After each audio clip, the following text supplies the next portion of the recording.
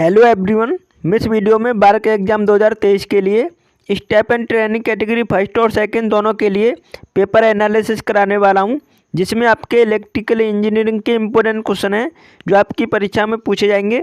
तो वीडियो को एंड तक देखना, सभी क्वेश्चन इंपॉर्टेंट हैं। चलिए स्टार्ट करते हैं। पहले क्वेश्चन का आंसर बताएं। Which of the following will need the highest level of illumination. आपको बताना है निम्नलिखित में से किसे उच्चतम स्तर के प्रदीपन की आवश्यकता होगी। तो चार ऑप्शन को देखेंगे तो कौन सा इसका राइट आंसर है। तो ये राइट आंसर है प्रूफ रीडिंग के लिए। प्रूफ रीडिंग के लिए हाईएस्ट लेवल इल्यूमिनेशन की आवश्यकता होती है, तो ये ऑप्शन इसका राइट आंसर है। दूसरे क्वेश्चन का आंसर बताएंगे। Candela is a unit of. आपको बताना है कैंडला किसकी माप इकाई है। तो कैंडला किसकी माप इकाई है।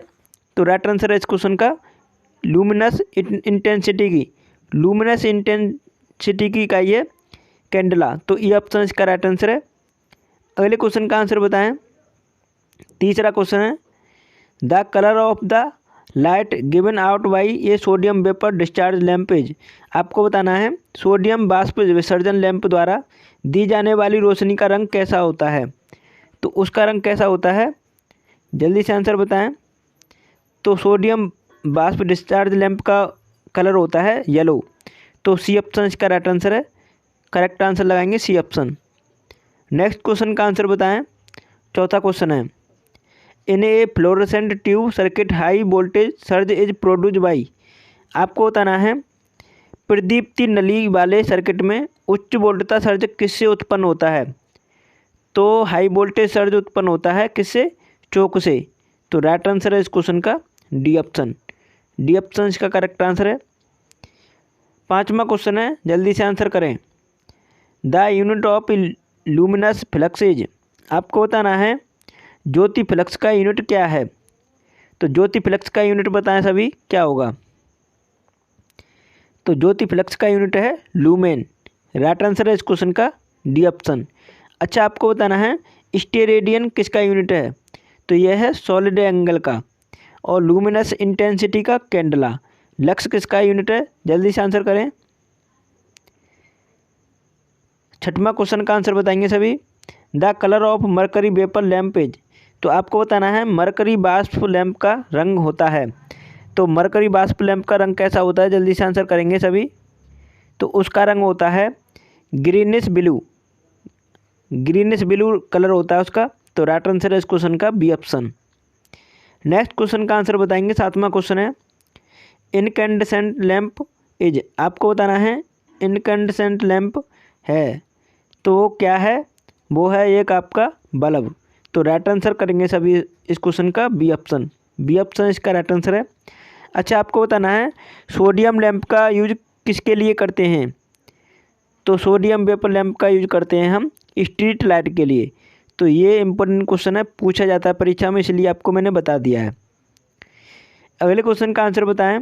आठवां क्वेश्चन है ट्यूबलाइट का चौक डैश पर सिद्धांत पर कार्य करता है। तो ट्यूबलाइट का चौक किसके सिद्धांत पर कार्य करता है, राइट आंसर बताएं। तो सभी जानते हैं चौक क्या होता है, एक कॉइल होती है।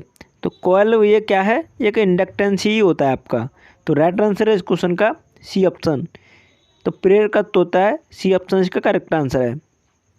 नेक्स्ट क्वेश्चन का आंसर बताएंगे। नौवां क्वेश्चन है प्रतिदीप्ति इल्यूमिनेशन की माप निम्न में से किसका उपयोग करके की जाती है। तो इल्यूमिनेशन की माप किसका यूज करके करते हैं। तो इल्यूमिनेशन को हम मेजर करते हैं लक्स मीटर से। तो राइट आंसर है इस क्वेश्चन का सी ऑप्शन। सी ऑप्शन इसका करेक्ट आंसर है।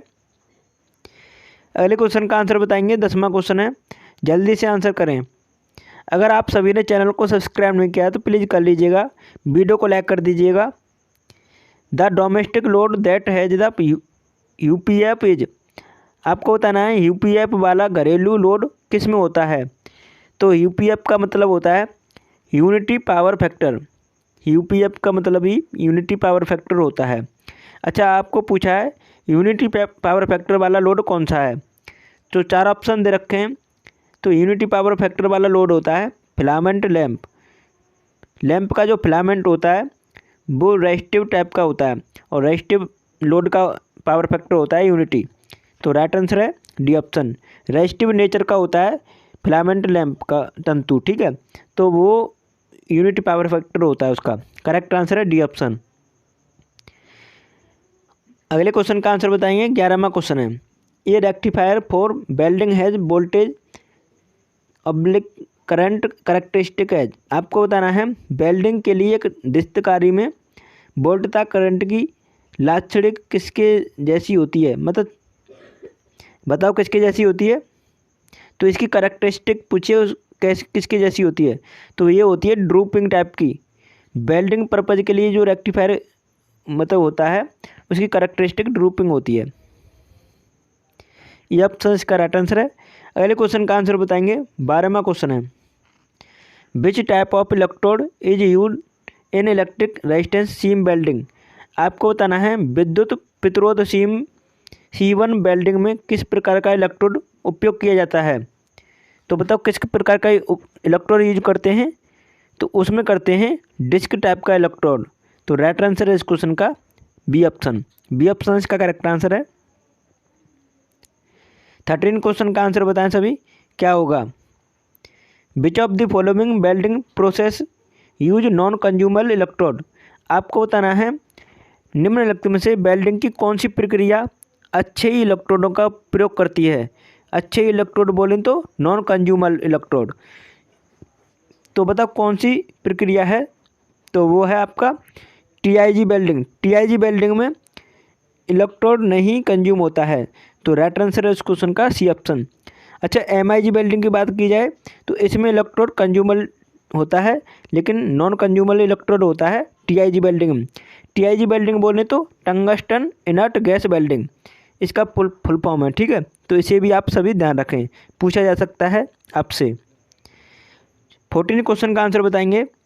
इन helium arc welding the electrode is made of. आपको बताना है हीलियम आर्क वेल्डिंग में इलेक्ट्रोड किसका बना होता है। किसका बना होता है इलेक्ट्रोड, जल्दी से आंसर बताएं। तो वो बना होता है टंगस्टन का। टंगस्टन का बना होता है हीलियम आर्क वेल्डिंग में इलेक्ट्रोड। करेक्ट आंसर है इस क्वेश्चन का डी ऑप्शन। 15वें क्वेश्चन का आंसर बताएंगे। Which of the following heating method has maximum power factor. आपको बताना है निम्नलिखित तापन के किस विधि में पावर फैक्टर अधिकतम होता है। जल्दी से आंसर करें, तो किस विधि में पावर फैक्टर अधिक होता है हीटिंग की किस मेथड में। तो राइट आंसर है रेजिस्टेंस हीटिंग में। रेजिस्टेंस हीटिंग में पावर फैक्टर यूनिटी होता है लगभग। तो राइट आंसर है इस क्वेश्चन का डी ऑप्शन। अच्छा, आपसे ऐसे भी पूछा जा सकता है डाइलेक्ट्रिक हीटिंग में पावर फैक्टर कैसा होता है, किस नेचर का होता है। तो डाइलेक्ट्रिक हीटिंग में पावर फैक्टर होता है लीडिंग नेचर का। तो ये भी आपको पता होना चाहिए, साथ ही साथ पूछा जाता है ये भी क्वेश्चन, सभी ध्यान रखें। 16वें क्वेश्चन का आंसर बताएंगे। Method of heating in which the supply circuit likely to have a leading power factor. जैसा कि मैं आपको पिछले क्वेश्चन में बता दिया था कि आपसे ये भी पूछा जा सकता है कि लीडिंग पावर फैक्टर किस हीटिंग मेथड में होता है। तो आप देख सकते हैं तापन की वह विधि जिसमें आपूर्ति सर्किट अग्रगामी पावर फैक्टर रखता है। तो कौन सा रखता है, dielectric heating. Leading power factor होता है डाइलेक्ट्रिक हीटिंग में, जबकि रेजिस्टेंस हीटिंग में होता है मैक्सिमम पावर फैक्टर, जो कि यूनिटी होता है लगभग। करेक्ट आंसर रखेंगे इस क्वेश्चन का बी ऑप्शन, ध्यान रखें सभी। और इंडक्शन हीटिंग में लैगिंग नेचर का पावर फैक्टर होता है। तो आप सभी ने अभी तक चैनल को सब्सक्राइब नहीं किया है तो प्लीज़ कर लीजिएगा और वीडियो को लाइक कर दीजिएगा, शेयर कर दीजिएगा।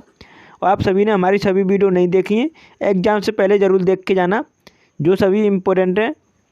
तो चलिए वीडियो को यहीं समाप्त करते हैं। Thanks for watching my video.